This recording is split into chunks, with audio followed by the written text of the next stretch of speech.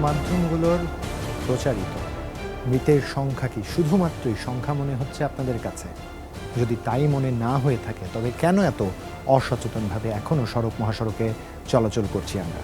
শুধু রাজধানীর কথাই যদি বলি, এখনও অনেককেই দেখা যায় যারা মাস্ক ছাড়া ঘুরে বেড়ান।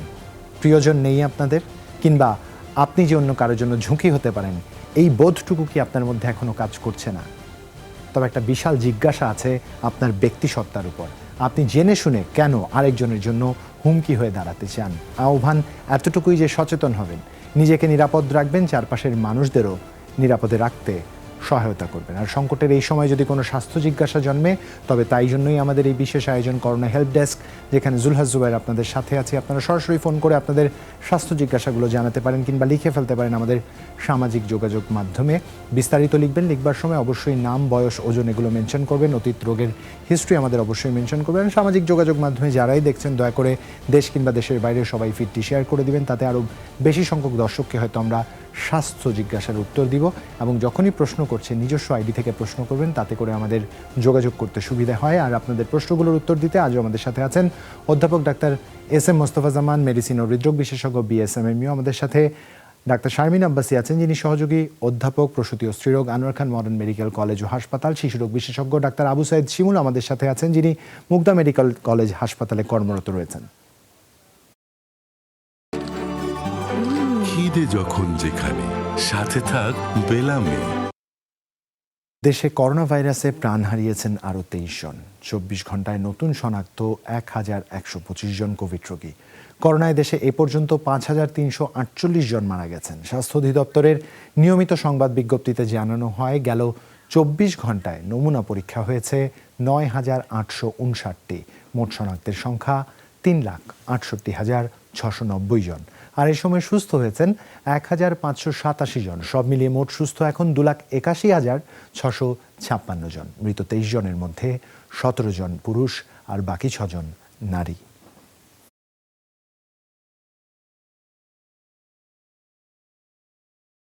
সংকটের এই সময়টা কিন্তু প্রতিদিন একটা বিষয় মনে করবার চেষ্টা করছি নিয়মিত বিরতিতে, যাতে আপনারা সবাই জীবাণুনাশক কিংবা সাবান পানি দিয়ে হাত জীবাণুমুক্ত করে দেন। স্ক্রলে আমরা নম্বর দেখিয়ে দিচ্ছি, এই নম্বরে ফোন করে সরাসরি আপনাদের জিজ্ঞাসাগুলো জানাতে পারেন। তবে অবশ্যই যখন ফোন দিবেন টেলিভিশনের ভলিউমটি কমিয়ে ফোন দিবেন, তাতে করে আপনাদের প্রশ্নটি বুঝতে আমাদের সুবিধা হবে। এবং একটু খেয়াল রাখবেন যাতে আপনি এমন জায়গা থেকে ফোন দিচ্ছেন যেখানে আশেপাশে খুব বেশি শব্দ না থাকে, তাতে করে আপনার অভিযোগটি বা স্বাস্থ্য জিজ্ঞাসাটি হয়তো আমরা ঠিকমতো বুঝতে পারবো না। সেক্ষেত্রে অভিজ্ঞ ডাক্তারদের পরামর্শ দিতেও তাদের কিছুটা বেগ পেতে হবে। আর যারা আমাদের সামাজিক যোগাযোগ মাধ্যমে লিখছেন, তারা একটু বিস্তারিত লিখবেন, যেমনটা এর আগে বলেছি। বিষয়টি মাথায় রাখবেন। একটু প্রথমেই এস এম মোস্তফা জামানের কাছে যেতে চাই। এস এম মোস্তফা জামান, একটি বিষয় কিন্তু আরও একবার বৈশ্বিক গণমাধ্যমে আলোচনায় এসেছে। একটি আন্তর্জাতিক গণমাধ্যমে যে বিষয়টি আমরা দেখেছি কিছুদিন আগে, তাদের প্রকাশিত একটি রিপোর্টে বলা হয়েছে, যারাই পজিটিভ হিসাবে শনাক্ত হয়েছেন তাদের অধিকাংশই ফলস পজিটিভ। এই বিষয়টিকে কতখানি গুরুত্বের সাথে এই মুহূর্তে আমাদের আসলে দেখা উচিত? জি, আপনাকে ধন্যবাদ। আপনি বিশেষ করে শুরুতে বেশ কিছু গুরুত্বপূর্ণ কথা বলেছেন, যে আমরা বাংলাদেশে কেন সারা বিশ্বেই কিন্তু করোনা কালের যে প্রথম দিকে যখন আমাদের শুরু হয়েছিল, অনেকের পরিবার কিন্তু প্রিয়জনকে হারিয়েছেন। এমনকি পরিবারের যারা প্রিয়জন হারিয়েছেন, মৃতদেরকে কিন্তু শেষ বিদায়ও জানাতে পারেনি। সেই দিনগুলো কিন্তু আমরা এখনো ভুলে যাইনি। সামনের দিনগুলো তো আমাদের আরো কিছু সময় আমাদের অতিবাহিত করতে হবে এরকম জটিলতা নিয়ে, এবং আমাদের করণীয় সম্পর্কে আপনি সুন্দরভাবে প্রথমেই বলেছেন। আপনি যে বিষয়টি উত্থাপন করেছেন, আমি সেই বিষয়ে বলতে চাই যে একটি অত্যন্ত জনপ্রিয় গণমাধ্যম, আমরা বলি নিউ ইয়র্ক টাইমস পর্যন্ত এই সমস্যাটি বলেছেন, যে যারা পজিটিভ হয়েছে এমনকি বলছেন যে 90% পর্যন্ত আসলে সত্যিকার অর্থে পজিটিভ কিনা। আসলে আপনারা জানেন সারা বিশ্বব্যাপী এই যে আমাদের করোনা ভাইরাস শনাক্তকরণের যে পরীক্ষা RT-PCR বলে থাকি, সেটি বর্তমানে আমরা বলি যে গোল্ড স্ট্যান্ডার্ড। কিন্তু এটা সেনসিটিভিটি স্পেসিফিটি নিয়েও কিছুটা দ্বিমত কারো আছে, কিন্তু আরো অন্যান্য যে পদ্ধতিগুলো আছে তার মধ্যে RT-PCR অপেক্ষাকৃত শ্রেয়। কিন্তু যেই সমস্যাটি এসেছে, যে এটি একটা হাইপোথিসিস বা আমরা বলি থিওরি, যারা এই নিউজটি করেছেন তারা বলছেন যে কিছু এররের কারণে, অর্থাৎ টেকনিক্যাল এরর, সেটা রিএজেন্টের কারণে হতে পারে, অথবা যে আমাদের যে পদ্ধতির যে কিছু ভিন্নতা থাকে, সেজন্য পজিটিভ যারা হচ্ছে তাদেরকে বলছে সবাই সত্যিকারের পজিটিভ না।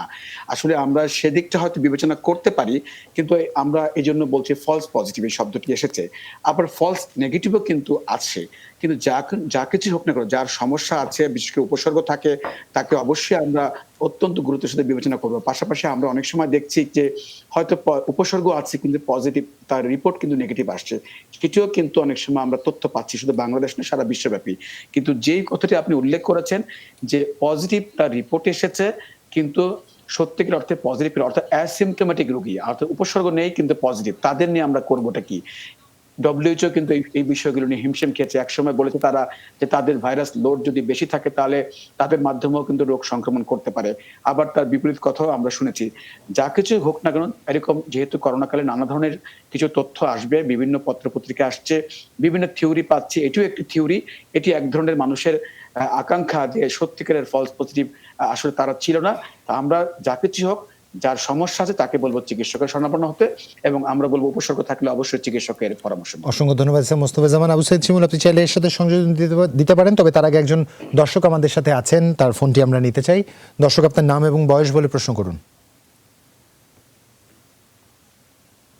হ্যালো, জি জি, দর্শক আপনার নাম এবং বয়স বলে প্রশ্ন করুন। বাচ্চা হচ্ছে 4 বছর 4 বছর, বয়স, নাম হচ্ছে রায়ান। রায়ান। হ্যাঁ, বলুন রায়ানের কি হয়েছে? ঠান্ডা অ্যালার্জি আছে। সাধারণ একটু বাতাস পাইলে ঠান্ডা লেগে যায়। হুম। ওই আর তো মাঝে মাঝে ওই সকালবেলা ঘুমে থেকে ওঠার পরে হাঁচি দেয়? বলে যে ভালো লাগে না, ভালো আচ্ছা, লাগে ভালো না লাগে না। বললে অজ্ঞান হয়ে যায়। অজ্ঞান হয়ে যায়। অজ্ঞান হয়ে যায়? হ্যাঁ, অজ্ঞান হয়ে যায়। বলে যে আমার আম্মু ভালো লাগতেছে না, এই কথা বললে অজ্ঞান হয়ে যায়। আচ্ছা, এরকম অজ্ঞান কতক্ষণ থাকে? অজ্ঞান মনে করেন মানে ওই রকম করে না, মানে চোখ বন্ধ করে হয়ে যায়। ওই 10-15 মিনিট থাকে এরকম। থাকার পরে পানি টানি খাওয়ানোর পরে মোটামুটি আস্তে আস্তে দুই হয়। আচ্ছা, সুস্থ হয়। এই সময় কি ওর খিঁচুনি বা এমন কিছু হয় কিনা? খিঁচুনি কম করে হয় না, কিন্তু মাঝে মাঝে মানে শরীর যখন সুস্থ থাকে ভালো, তখন মাঝে মাঝে শরীরটা ঝাঁকি দেয়। শরীরটা ঝাঁকি দেয়? হ্যাঁ, শরীর ঝাঁকি দেয়। আবু সাইদ শিমুল, আপনার যদি আর কিছু জানবার থাকে। আপনার কি আর বাচ্চা আছে এছাড়া? হ্যাঁ, ওর 4 বছর বয়স। আমরা এখন ওর মুসলমানিটা করতে চাইতেছি। মুসলমানি জি। করতে চাইতেছি। এর আগে অনেক ডাক্তার দেখানো হয়েছে, শিশু ডাক্তার। ওর একটু জি জি, আমি সমস্যা বলছি কিছু জি, হ্যাঁ, ওর চিকিৎসার জন্য কিছু তথ্য লাগবে, সেগুলো একটু আসলে একটু দয়া করে বলুন। আপনার কি আর কোনো সন্তান আছে রায়ান না, ছাড়া? না, রায়ান ছাড়া আর কেউ নেই। আচ্ছা, ওর বাবা কি করে? বাবা কি দেশে থাকে? হ্যাঁ, বাবা দেশে। ও হলো সরকারি কলেজের প্রফেসর। মানে বাসায় থাকে না দূরে থাকে বাসা থেকে? না, বাসায় থাকে, ওরা নিজের বাসায় থাকে। আচ্ছা, সেটা হচ্ছে আসলে এই ধরনের আমরা উত্তরটা দিচ্ছি, আপনি আমাদের সাথেই থাকুন।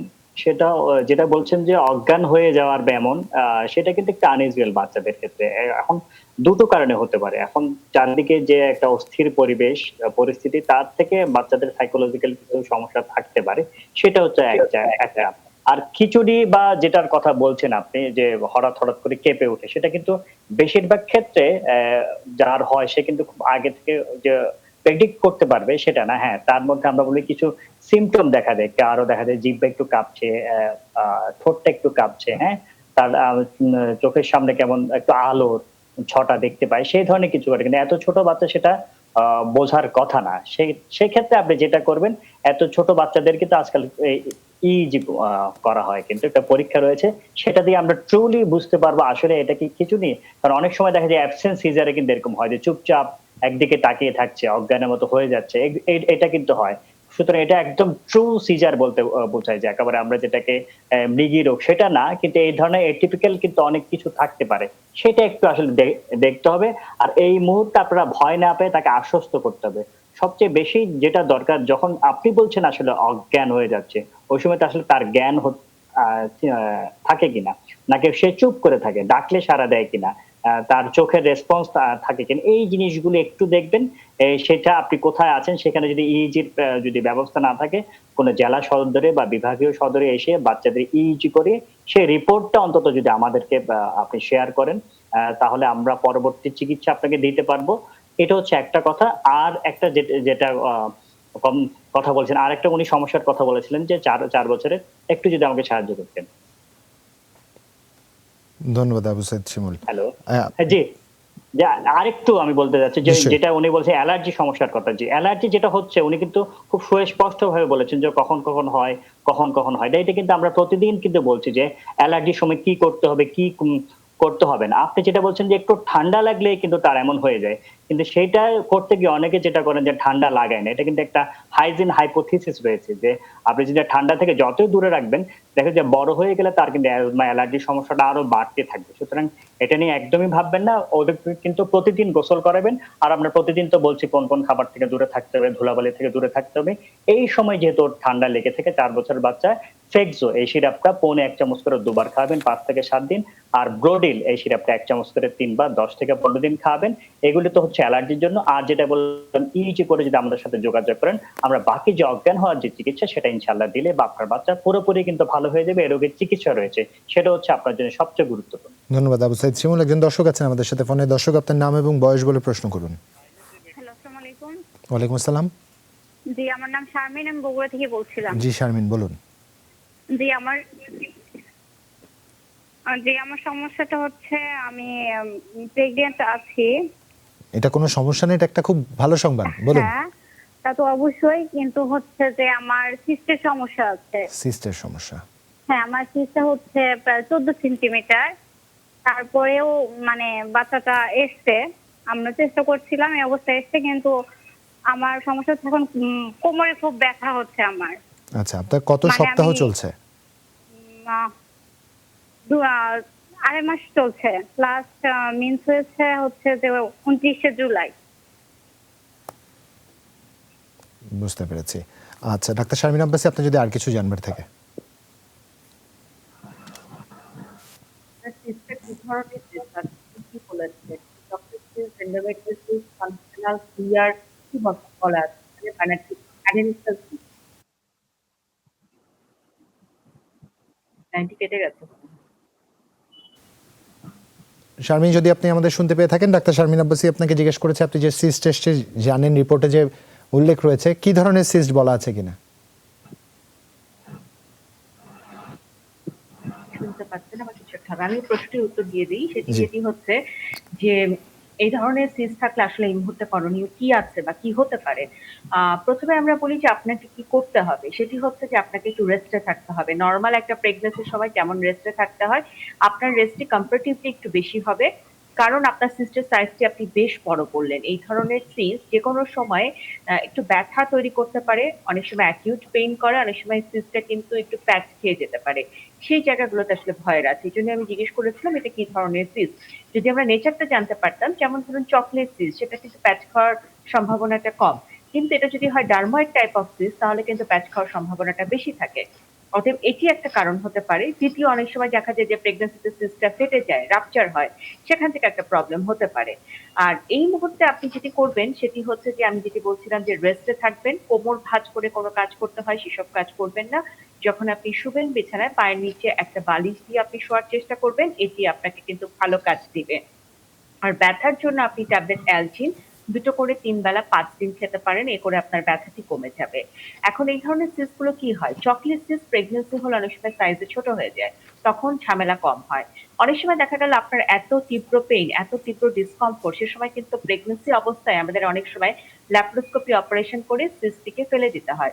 এখানেও কিন্তু ভয়ের কিছু নেই। আমাদের এভিডেন্সে এরকম অনেক রোগী আছে যাদের অ্যাকিউট পেইন উঠেছিল, আমরা তাদের প্রেগন্যান্সি অবস্থায় ল্যাপ্রোস্কোপি করেছি, যেখানে আমরা ইউটেরাসকে একেবারেই টাচ করিনি, শুধু ওভারি সিস্টটাকে, সেখান থেকে যে কন্টেন্ট গুলো আছে সেগুলোকে রিমুভ করে দিয়েছি। প্রেগন্যান্সি সুন্দর করে শেষ হয়েছে, সুস্থ বাচ্চা নিয়ে মা বাড়িতে গেছে। অতএব সেখানেও আপনার ভয় পাওয়ার কিছু নেই। আরেকটা কি হতে পারে এখানে, সেটি হচ্ছে যে প্রেগন্যান্সি লস্ট হতে পারে কিনা এই ভয়টি আছে। তাই আপনাকে আমি বলবো যে ক্যাপসুল মাইক্রোজেস্ট আপনি যদি 100 মিলিগ্রাম একটা করে 3 বেলা খান, তাহলে এটি আপনার জন্য একটা সাপোর্টিভ হবে। সেই ক্ষেত্রে কিন্তু প্রেগন্যান্সি লসের যে বিষয়টি আছে সেটি অনেকাংশে কমে যাবে। আর যদি এগুলো কিছুই না হয় তাহলে কিন্তু আমাদের এভিডেন্স এরকম ভুরি যে আমরা সিজারিয়ান সেকশন অপারেশন যদি আপনার প্রয়োজন হয় সেই সময় সিস্ট বা জরায়ু টিউমার এগুলোকে একই অপারেশন সেটিং এ রিমুভ করে দিই। তাই আপনার বিচলিত বা ভয় হওয়ার খুব একটা কোনো কারণ নেই। ধন্যবাদ doctor Sharmin Abbas. S M Mostafa Zaman Rifat আমাদের লিখছে, আসসালামু আলাইকুম, ঢাকা থেকে তার মার জন্য, যার বয়স 45, ওজন 52 কেজি, ডায়াবেটিস নেই তবে প্রেশার আছে, প্রেশার মাপার পর 120/70, প্রেশারের জন্য অ্যাঞ্জিলক 50 খাচ্ছে, মাঝে মাঝে মাথা ঘুরায়, প্রেশার লো হয়ে যায়, অ্যালার্জির সমস্যা আছে, মাঝে মধ্যে বেক্সিট্রল F250 ইনহেলার ইউজ করে, মোনাস ট্যাবলেট খায়, জ্বর ঠান্ডা কাশি কিছু নেই, রাতে একদমই ঘুম হয় না, টেনশন বেশি করে, করণীয় কি জানতে চেয়েছেন, করণীয়টি শুনতে চাই আমরা। জি, আমরা রিফাতকে ধন্যবাদ জানাচ্ছি তার মার জন্য প্রশ্ন করাতে, এবং যে প্রশ্নটি করেছিলেন বেশ কিছু সমস্যার কথা বলেছেন, তার মধ্যে একটি রক্তচাপের কথা বলেছেন। রক্তচাপ কিন্তু 120 আর 70, এটি কিন্তু আমরা বলবো খুব ভালো একটি প্রেশার, এবং অ্যাঞ্জিলক 50 ওষুধটি খাচ্ছেন, তারপরেও তিনি বলেছেন মাঝে মাঝে নাকি প্রেশার কমে যায়। সেক্ষেত্রে বলবো অ্যাঞ্জিলক 50-র জায়গায় 25 খেতে, এবং তার ডায়াবেটিস নাই ভালো বলেছেন, তার একটু শ্বাসকষ্ট এবং অ্যালার্জি জাতীয় সমস্যা আছে। বেক্সিট্রল যে ইনহেলারটি ব্যবহার করতেন, এটি আসলে নিয়মিত ব্যবহার করতে হয়, মাঝে মাঝে ব্যবহার করলে এর কোনো কার্যকারিতা থাকে না। এর সাথে মন্টিয়ার 10 মিলিগ্রাম প্রতি রাতে একটি করে খাবেন, এটি আগামী 3 মাস খেতে হবে। এবং অ্যালার্জি যদি থেকে থাকে সিরাম আইজি পরীক্ষাটি করে নিতে পারলে ভালো হয় যে তার কত মাত্রা আছে। আরেকটি আমরা সবসময় বলতে কি, ঠান্ডা ধুলোবালি যার যেই অ্যালার্জি আছে সেগুলোকে আমরা সবসময় বলছি যাতে একটু আমরা এই থেকে মানে একটু মুক্ত থাকতে বলি, যেমন কারো ঠান্ডা ধুলাবালি এই সমস্যাগুলো থাকে সেগুলো থেকে একটু দূরে থাকবেন। আরেকটি বিষয় বলছি, একটু ফেক্সো 120 মিলিগ্রাম যদি কখনো ইমার্জেন্সি সমস্যা হয়, ঠান্ডা ধুলাবালি বেশি লাগে, কাশি থাকে, সেক্ষেত্রে আমরা সাময়িকভাবে 2 সপ্তাহ বা 1 সপ্তাহ আমরা ব্যবহার করে থাকি। আমি মনে করি তুমি যদি মাত্র একটু স্বাস্থ্যবিধি মেনে চলেন, বিশেষ করে কোন কোন কারণে তার সমস্যাগুলো হচ্ছে সেগুলো ভালো করে খেয়াল করেন, সেগুলো খাদ্যাভ্যাসের সাথে হতে পারে অথবা পারিপার্শ্বিকতা হতে পারে, সেগুলো খেয়াল করে তুমি ভালো থাকবেন। বড় ধরনের কোনো রোগ নেই, সেটি জীবনযাত্রার একটু পরিবর্তন করলে, অভ্যাস পরিবর্তন করে তিনি একেবারেই ভালো থাকবেন। আমি বলবো, আর এই যে প্রেশারে যেটি বললেন সেটি যে ওষুধটি খাতেন মাঝে মাঝে একটু অর্ধেক খেলে আমি মনে করি ভালো হয়ে যাবেন। ভয়ের কোনো কারণ নেই। তিনি আমাদের সাথে থাকবার জন্য অনেক অনেক ধন্যবাদ জানাচ্ছি। ধন্যবাদ এস এম মোস্তফা জামান আপনাকে। আরো একজন দর্শক আছেন আমাদের সাথে। দর্শক, আপনার নাম এবং বয়স বলে প্রশ্ন করুন। আসসালামু আলাইকুম। ওয়ালাইকুম আসসালাম। জি, আমার মেয়ের বয়স হচ্ছে 3 বছর। জি, ও হচ্ছে গিয়ে ওর খাবার প্রতি একদমই কোনো রুচি নেই। ছোট থেকে ওরে খাবার মানে ও নিজে থেকে বলে না কোনো কিছু যে আমি খাবো। ওর ওজন কত 3 বছরে? এখন ওরে ডাক্তার দেখাই না, প্রায় ওই যে করোনার জন্য প্রায় 6-7 মাস ধরে ডাক্তার দেখানো হয় না। আচ্ছা, আমি বলতে পারতেছি না। 6 মাস আগে ওজন নেওয়া হয়েছিল, কত ছিল ওজন? তখন বলছিল 12 কেজি না 13 কেজি ছিল। 12 বা 13 কেজি। হ্যাঁ। আচ্ছা, এখন ও এমনিতে কিছুই সে কি খায়? ও মানে ও বাইরে খাবার আমি ওরে দেই না, কিন্তু ওর ফেভারিট হচ্ছে মুরগিটা একটু পছন্দ করে আর ইলিশ মাছ। আচ্ছা কিন্তু ভাত সবজি কোনো কিছু খেতে চায় না। আচ্ছা, পানিটাও না। সারাদিন নিশ্চয়ই সে মুরগি আর মাছ খেয়ে থাকে না? না, ওরে মানে জোর করে আমার দেখা যায় ম্যাক্সিমাম টাইম দিনে 4-5 বার যতটুকু খাওয়াই জোর করে খাওয়াইতে হয়। দিনে 4-5 বার কি পরিমাণে খাওয়ান? কি পরিমাণে না, একটা কলা সকালে, দুপুরে অল্প একটু ভাত, সাথে যদি একটু সবজি নেই এই, আবার সন্ধ্যায় যদি কিছু খেলে খেলো, না খেলে নাই, আর আচ্ছা। রাত্রে যদি একটু ভাত খায় নাইলে এই খাবার ওর টাইম, এছাড়া আর কিছুই না। বুঝতে পেরেছি। আবু সাইদ শিমুল শুনছিলেন না, আপনি? আর হচ্ছে গিয়ে ওর পা মানে প্রায় সময় বলে ওর পা ব্যথা। পা ব্যথা। হ্যাঁ, পা ব্যথা, অনেক কান্নাকাটি করে। আচ্ছা, আবু সাইদ শিমুল আপনি শুনছিলেন? জি, এর মধ্যে কি কৃমির ওষুধ খাইয়েছিলেন? হ্যাঁ, কৃমির ওষুধ এই যে 15 দিন আগে খাওয়াইছি। পায়খানা কি কষা? হ্যাঁ, ওর বাথরুম কষা অনেক। আচ্ছা, সবচেয়ে গুরুত্বপূর্ণ কথাটা বললেন, আজকে কি ওকে ভিটামিন এ ক্যাপসুল খাইয়েছিলেন? হ্যাঁ, খাওয়াইছি। আচ্ছা, খুবই ভালো, আপনাকে অভিনন্দন। আমরা বলছি একটু শুনেন। আসলে সবচেয়ে বড় যেটা কথা, 3 বছর বয়সে এটা 12-13 কেজি কিন্তু মোর দেন এনাফ। আমরা বলি 11-12 কেজি হলেই যথেষ্ট, তার মানে 13 কেজি আছে। বোঝা যাচ্ছে কোনোভাবেই সে তার শরীরটাকে মেনটেন করছে, তার ওজন কিন্তু ঠিকই আছে। সুতরাং আমরা বলে থাকি যে শরীরের চাহিদা অনুযায়ী কিন্তু খাবে, কে কতটুকু খাবে তার শরীরের অ্যাক্টিভিটি, তার চাহিদা অনুযায়ী খাবে। সে যেই খাবারটা খাচ্ছে তা দিয়ে কিন্তু তার সমবয়সী যে বয়স, তার ওজন, আইডিয়াল ওজন কিন্তু সে মেনটেন করতে পারছে। আপনি কখনো তুলনা করবেন না যে আপনার অমুক আত্মীয় বা অমুক পাশের বাসার মেয়েটার সাথে আপনার মেয়েটাকে তুলনা করলে হবে না যে এটা শুকনা লাগছে, বা অন্য আত্মীয় স্বজনরা বলে থাকে যে আপনার বাচ্চাটা এত শুকনা কেন। এই জিনিসটা কিন্তু একেবারেই মাথা থেকে ফেলে দিবেন। আইডিয়াল যে ওয়েট তার চেয়ে আমি বলবো যে একটু বেশি আছে। সুতরাং এটা নিয়ে চিন্তা করবেন না। আমরা প্রতিদিন বলছি কিন্তু বারবার খাওয়াটা দিবেন না। 3-4 ঘন্টা গ্যাপে দিবেন। এবং আসলে আমরা যখন আর একটু গভীরে চিন্তা করি তখন দেখা যায় কোন একটা জিনিস খায় না। এমন তো না যে সে একেবারেই খায় না। আপনি কিন্তু স্পেসিফিকলি বলছেন সে ভাত খায় না। তখন যেটা করবেন আপনি বারবার কয়েকদিন পর করে ওই জিনিসটা দিতে থাকবেন। এবং সেই জিনিসটা যদি সে না খায়, আপনি 2 ঘন্টা পরে আবার দিবেন। তারপর আবার দিবেন। অর্থাৎ তার জেদের কাছে পরাস্ত না হয়ে আমরা বলে থাকি প্রয়োজনে না খেয়ে রাখেন, ক্ষুধাটা লাগতে দেন। আপনারা যেটা করেন যে একটা জিনিস না খাইলে তার যেটা পছন্দ, কোন একটা মাছ, কোন একটা মুরগি সেটাই দিতে থাকেন, যে একটা দেখা যাচ্ছে আপনার অন্য একটা কাজে ব্যস্ত, কোন একটা কাজে ব্যস্ত রয়েছেন সেজন্য এটা দিলে যেহেতু সে খেয়ে ফেলছে ওটাতেই আসলে স্ট্রিক্ট থাকেন। সেটা না করে বৈচিত্র্য আনার চেষ্টা করবেন। আমরা বলবো একদমই ঘাবড়াবেন না। আমরা প্রতিদিন বলছি আমাদের কিন্তু মোটা শিশুর প্রয়োজন নেই, আমাদের সুস্থ শিশু প্রয়োজন। সুতরাং কার রুচি কেমন হচ্ছে সেটা অবশ্যই ডিপেন্ড করে তার শরীরের চাহিদা অনুযায়ী এখন যে খাবারটা খাওয়াচ্ছেন সেটাই তার জন্য যথেষ্ট। খাবার নিয়ে জোর করবেন না। জোর না করতেই দেখবেন যে একসময় সে খাওয়া শুরু করবে। আঁশ জাতীয় খাবার একটু বেশি খাবেন। ফাইবার জাতীয় খাবার খাওয়ালে কি হবে, তার পেটটা খালি হয়ে যাবে। পেঁপে, মিষ্টি কুমড়া এগুলো প্রচুর পরিমাণ ফাইবার রয়েছে। এই জিনিসগুলো একটু খাওয়ান। আর নিয়ম যেগুলি বললাম সেগুলো একটু মেনে চলবেন। যেহেতু তার ওজনটা আসলে ঠিক রয়েছে, সুতরাং আজ থেকে এই মুহূর্তে থেকে তার খাবার নিয়ে একদমই দুশ্চিন্তা করবেন না। ধন্যবাদ আবু সাইদ শিমুল। একজন দর্শক আছেন আমাদের সাথে ফোনে। দর্শক, আপনার নাম এবং বয়স বলে প্রশ্ন করুন। যে আমার নাম হচ্ছে শ্যামল, আমি চট্টগ্রাম থেকে বলছি। জি শ্যামল, বলুন। যে আমার আমার মায়ের বয়স 22। জি। মায়ের ওই 3 বছর আগে থাইরয়েডের সমস্যা ছিল। জি। তখন থেকে ওই থাইরয়েড 50 আছে। জি। এর মধ্যে থাইরয়েডের কোনো সমস্যা ছিল নাই, ওই মাপাইলে 1.5, 2, 2.5 এরকমই থাকে। 1.5 থেকে 2.5 মধ্যে থাকে, তাই তো? কিন্তু ওই পিরিয়ডের মাঝে মধ্যে একটু সমস্যা হয়, অনেক সময় 1 সপ্তাহ পরে 2 সপ্তাহ পরে হয়, আবার অনেক সময় রেগুলারও হয়। আচ্ছা। এই গত মাসে আমি থাইরয়েড পরীক্ষা করেছি যে 5.022 বেড়ে গেছে। বাড়ছে। আর ওই আজকে প্রায় 2.5 মাস যাবত ওই পিরিয়ড নাই, বন্ধ। আচ্ছা, ডাক্তার শারমিন আব্বাসী, আপনার যদি আর আর কিছু জানার। ওজনটা হচ্ছে প্রায় আগে 65 ছিল, এখন হচ্ছে একটু কমছে, 62-63 হবে। 62। বয়স হচ্ছে 22 বছর, ওজন হচ্ছে 62। 5 ফুট 3 ইঞ্চি। 5 ফুট 3 ইঞ্চি।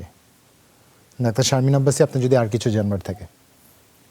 না, আমরা আসলে সমস্যাটি বুঝতে পেরেছি। বাবা ফোন করেছে মেয়ের সমস্যার জন্য। আসলে এখানে যে বিষয়গুলো হয়েছে, থাইরয়েড হরমোনটায় অ্যাবনরমালিটি থাকলে দুটো জিনিসই হয়। একটা মাসিক ইরেগুলার হয়, আবার মাসিক যখন হয় কারো পরিমাণে কম হয়, কারো আবার অতিরিক্ত হয়। তো সেক্ষেত্রে আমরা বলি যে এই লেভেলটাকে আসলে নরমালে রাখা, এবং রিপ্রোডাক্টিভ এইজের কোনো মেয়ে যেহেতু তার বয়স 22 বছর, এখন সে রিপ্রোডাক্টিভ এইজে আছে, আমরা একটা টার্গেট ভ্যালু রাখতে চাই যে 2.5-3 এর মধ্যেই যেন তার টিএসএইচ লেভেলটা ওঠানামা করে। এখন যেহেতু 5 ক্রস করে গেছে, তার মানে কিন্তু নরমাল লেভেলের থেকেও এটি খারাপ অবস্থায় আছে। সেক্ষেত্রে আমি মনে করি যে উনি থাইরয়েড 50 খাচ্ছে, সেক্ষেত্রে উনি তার সাথে আরেকটু যোগ করতে পারে 25, মানে 75 উনি খেতে পারে। আমি বলবো যে অধ্যাপক মোস্তফা এরপরে এটি একটু যুক্ত করবেন যে আর কিছু করার আছে কিনা এই ডোজটার ব্যাপারে। আর মাসিক যখন এরকম ইরেগুলার হয় সেই ক্ষেত্রে কিন্তু আমি বলবো যে একটু প্রোল্যাকটিন লেভেলটা দেখতে হবে, কারণ টিএসএইচ লেভেলের অ্যাবনরমালিটির সাথে প্রোল্যাকটিনের একটা ওঠানামা আছে। আরেকটি যেটি যে তার বয়স, তার হচ্ছে টিএসএইচ লেভেল, সেখানে কিন্তু ওটিটিটি দেখারও বিষয় আছে। কারণ আপনি দেখেছেন যে করোনা হেলথ ডেস্কে আমরা এমন কিন্তু প্রতিনিয়তই রোগী পাচ্ছি যাদের থাইরয়েড হরমোন ডিসঅর্ডার, পিসিও একসাথে আছে। অতএব এই মেয়েটির এরকম প্রবলেম আছে কিনা এটি আমাদের একটু দেখার বিষয় আছে। তাই আমি অনুরোধ করবো ওনাকে সেরাম প্রোল্যাকটিন লেভেলটা যদি উনি করেন, তার সাথে ওজিটিটি এবং একটা ultrasonography of the whole abdomen করে যদি আমাদেরকে জানান, তাহলে পরবর্তীতে আমরা বলতে পারবো কি হবে।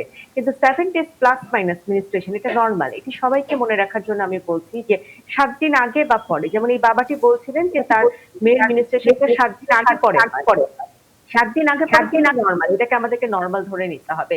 কিন্তু যদি 1 মাসে কারো 2 বার হয়, বা 14 দিন গ্যাপে কখনো হলো, কখনো 7 দিন গ্যাপে, কখনো 21 দিন গ্যাপে, তখন আমরা বলি কি ইরেগুলার হচ্ছে মিনিস্ট্রেশনটা, তখন আসলে সেখানে প্রেস করে ট্রিটমেন্ট দেওয়ার প্রয়োজন আছে। এক্ষেত্রে আমরা এই মুহূর্তে ওকে কোনো ওষুধ দিতে চাই না, শুধু থাইরয়েডের ডোজটাকে এভাবে বাড়াবে কিনা আমি অধ্যাপক মোস্তফা জামানকে অনুরোধ করবো যুক্ত করার জন্য। এস এম মোস্তফা জামান। জি, আপনাকে ধন্যবাদ। আসলে বেশ চমৎকার করে বলেছেন ডক্টর শারমিন আব্বাসী, এবং যে পরামর্শগুলো দিয়েছে আমি মনে করি বেশ কার্যকর পরামর্শ দিয়েছেন, এবং সবচেয়ে ভালো লাগছে যে একজন বাবা তার মেয়ের জন্য যখন এই ধরনের একটি বিষয় নিয়েও প্রশ্ন করেন করোনা হেল্প ডেস্ককে, আমাদের কাছে কিন্তু একটু ভালো লাগা থাকে, যে জন্য যে তিনি একসময় এই ধরনের প্রশ্ন কিন্তু জনসম্মুখে বলতে অনেকে লজ্জা পেত, অথবা এই ধরনের বিষয়গুলো কিন্তু শেয়ার করার একটি জায়গা থাকে, এবং বাবার সাথে শেয়ার করতে পারলে কিন্তু অনেক অনেক সমস্যার সমাধান হয়ে যায়। আমরা বলবো যে যেভাবে ওষুধ উনি খাচ্ছিলেন খেতে থাকুক, একজন সাক্ষাতে যে পরামর্শগুলো দিয়েছেন ডক্টর শারমিন আব্বাসী, একইভাবে আমরা যখন একজন রোগী আসে আমাদের চেম্বারে, অনেক সময় নিজেদের মধ্যে আমরা আলোচনা করে কিছু বিষয় গাইনোকোলজির সাথে সম্পর্ক, কিছু বিষয় আমাদের সাথে সম্পর্ক, সেগুলো আমরা সাক্ষাতে ঠিক করে নিই, তাতে করে আরো ভালো হবে। আমি মনে করি তিনি যেখানে দেখাচ্ছিলেন সেখানেই গাইনোকোলজিস্ট এবং একজন মেডিসিন বিশেষজ্ঞের সাথে পরামর্শ করে বিষয়গুলো আরো চমৎকার ভাবে তিনি সুরাহা করতে পারেন। তবে যে গাইডলাইনটি দিয়েছেন ডক্টর শারমিন আব্বাসী, সেই গাইডলাইনের মতো চললে আশা করি ভালো থাকবেন। ধন্যবাদ এস এম মোস্তফা জামান। আরো একজন দর্শক আছেন আমাদের সাথে লাইনে। দর্শক, আপনার নাম এবং বয়স বলে প্রশ্ন করুন। হ্যাঁ, আমি চট্টগ্রাম থেকে বলতেছি। জি আমার মেয়ের বয়স হচ্ছে 15 বছর। জি। এখন আমার মেয়ের পিরিয়ড হলে এটা একদম মানে বন্ধ হয় না। আচ্ছা, ওর ওজন কত? মেয়ের ওজন হচ্ছে এখন 48 ধরেন। হ্যাঁ হ্যাঁ, এখন মেয়ের এটা একদম বন্ধ হয় না, মাসকে মাস চলে যায়। গত 3 বছর আগে আমি ব্লাড দিতে হয়েছি মেয়েকে। আচ্ছা, এখন আমি গাইনি ডাক্তার দেখাইছি। এখন উনি বলতেছে মানে নরেস্টিন একটা ওষুধ দিয়েছিল, ওইটা 3 মাস খাওয়াতে বলছে। ওইটা খাওয়ার পরে মেয়ের 1 মাস সুস্থ থাকে, তারপর আবার 2 মাস পুরাই বন্ধ হয়ে যায়, আবার 3 মাস, তারপর মাসে যদি আবার হয়, এরপরে তখন কি হয় আবার মানে এইভাবে চলতে থাকে, আবার বন্ধ হয়। বুঝতে পেরেছি। এর মধ্যে কি ওর কোনো আল্ট্রাসোনোগ্রাফি আপনারা করেছেন? টিএসএইচ এর লেভেল দেখেছেন? হ্যাঁ হ্যাঁ, সব ধরনের টেস্ট করা হয়েছে। আচ্ছা, আল্ট্রাসোনোগ্রাফিতে কোনো অ্যাবনরমালিটি এসেছে? না, বলতেছে ডাক্তারে বলছে যে মানে এটা এভাবে চলবে, মেয়েকে মানে ওষুধ খাওয়াই রাখতে হবে, এভাবে বলছিল। ডাক্তার শারমিন আব্বাসী, আপনার যদি আর কিছু জানবার থাকে। ওনার বিষয়টা আমরা বুঝতে পেরেছি। এখানে আসলে যেটি হয় সেটি হচ্ছে যে ইয়াং এইজের আমাদের মেয়েরা যারা আছে তাদের অনেক ক্ষেত্রে বলুন।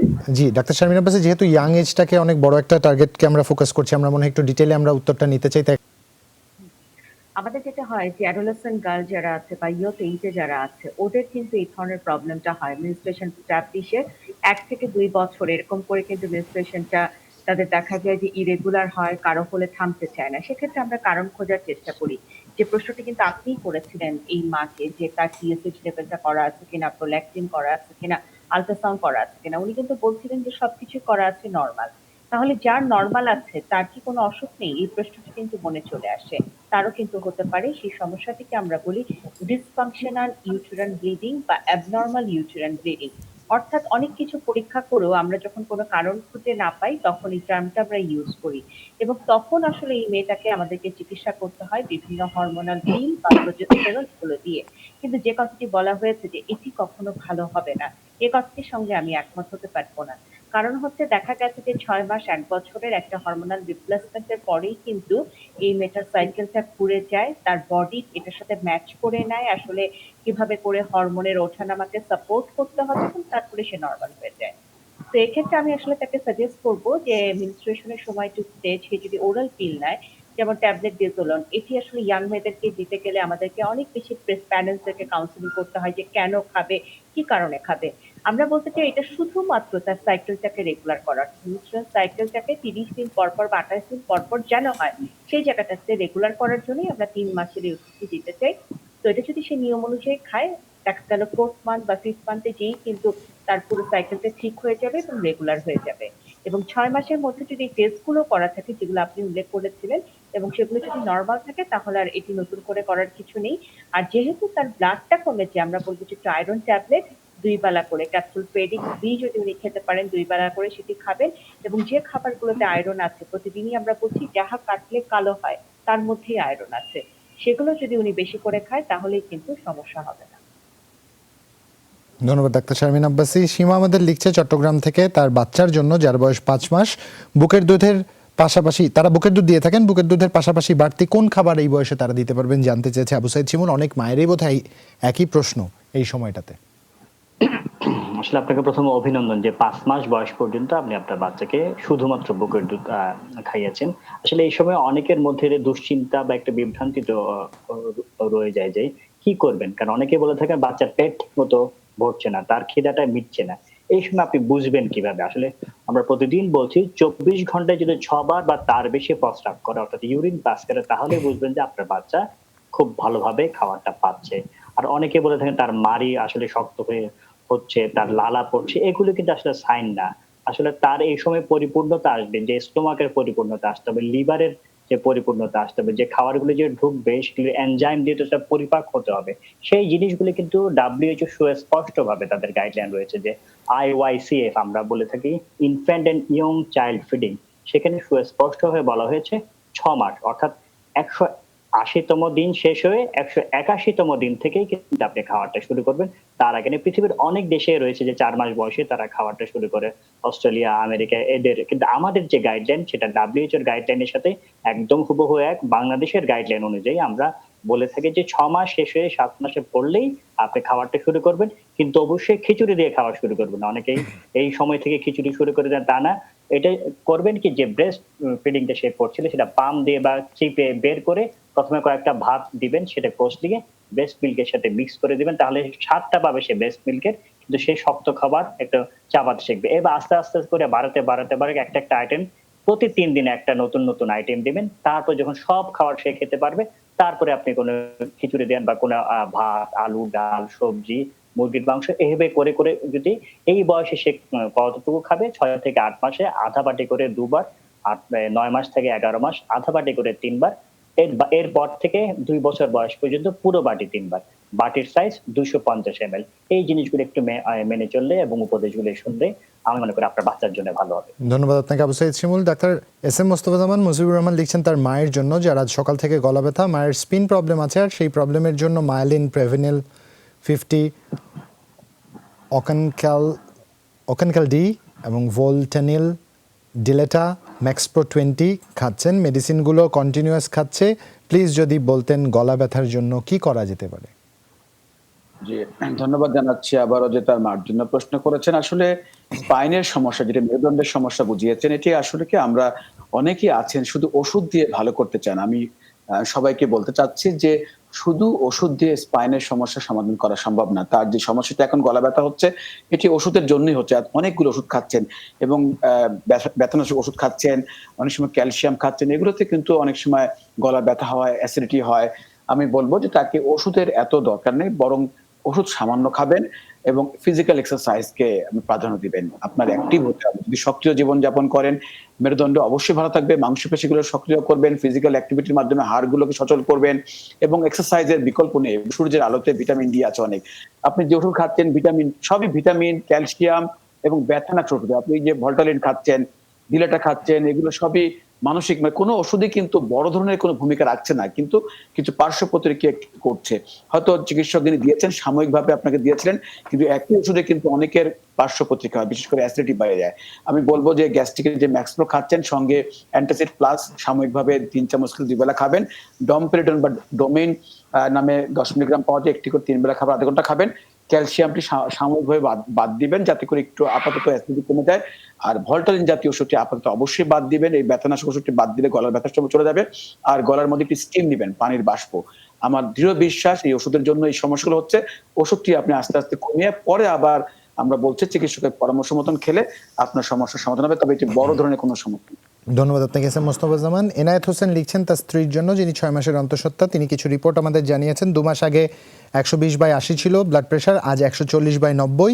আলট্রাসাউন্ড করিয়েছেন। লিখেছেন heart rate 152 beat per minute, AF adequate, FL 4.61 cm, BPD 6.23 cm, AC 20.93 cm। প্রেশারের জন্য কি করতে পারেন তারা জানতে চেয়েছেন। 1 মিনিট ডাক্তার শারমিন আব্বাস। প্রেশারের জন্য হচ্ছে দুশ্চিন্তা কমাতে হবে, ঠিকভাবে ঘুমাতে হবে এবং খাবার দাবারটা ঠিক মতো খেতে হবে। আর আমরা বলবো যে 140/90 উপরে যদি প্রেশারটি উঠে যায় তাহলে ট্যাবলেট ল্যাবেজেন্স 100 মিলিগ্রাম একটা করে 2 বেলা যদি উনি খায় তাহলে কিন্তু প্রেশারটা নরমালে থাকবে এবং এই ওষুধটা দেওয়ার পরে কিন্তু দেখতে হবে যে প্রেশার 140/90 উপরে আছে কিনা, তখন হয়তো সাথে আরেকটি ওষুধ দেওয়ার প্রয়োজন হতে পারে। তবে প্রেশারটি কিন্তু 6 ঘন্টা পার্থক্যে যদি ওনার পরপর 2 বার 140/90 উপরে ওঠে এবং উনি কোনো ধরনের সিমটম যেমন ঘাড় ব্যথা, চোখ ব্যথা, মাথা ব্যথা এগুলো যদি ফিল করেন তখনই কিন্তু আসলে ওষুধ দেওয়ার প্রসঙ্গটি আসছে, তার আগে নয়। আর ওনার যে বাকি টেস্টের রিপোর্ট গুলো আছে সেগুলো ভালো আছে। পিটি টেকা যদি না দেওয়া থাকে আমরা বলবো যে এখন দিয়ে নেওয়া উচিত। ধন্যবাদ ডাক্তার শারমিন আব্বাসী। শিবু আমাদের লিখছে তার মার জন্য 50 বছর বয়স, হাই প্রেশার, ওষুধ খাচ্ছে কার্ডোটেল, কিন্তু ঠিকমতো ঘুম হচ্ছে না, ডায়াবেটিস আছে, ডায়াবেটিসের ওষুধ খাচ্ছে। এখন ঘুমের জন্য কি করা যেতে পারে? 30 সেকেন্ড এসে মোস্তফা জামান।